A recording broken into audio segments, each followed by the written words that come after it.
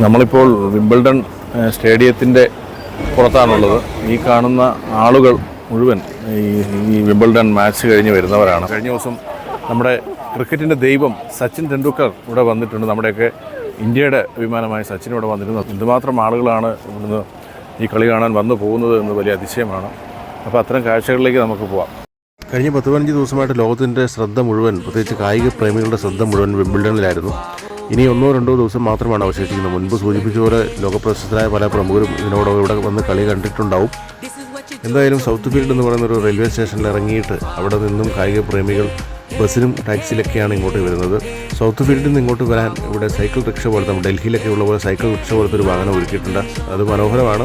അതൊരു വിനോദം കൂടിയാണ്. അങ്ങനെ അതിൽ വരുന്നവരുണ്ട്, അല്ലാതെ ബസ്സിൽ വരുന്നവരൊക്കെ ഉണ്ട്. സ്റ്റേഡിയത്തിന് പുറത്ത് വിംബിൾഡൺ നഗരത്തിലെ അവസ്ഥ ഇതാണെങ്കിൽ സ്റ്റേഡിയത്തിൻ്റെ ഉള്ളിലെ കാഴ്ച നമ്മൾ ചിന്തിക്കുന്നതിനപ്പുറമായിരിക്കും. ഏതായാലും വിംബിൾഡൺ ജനസാഗരമായിരിക്കുകയാണ്.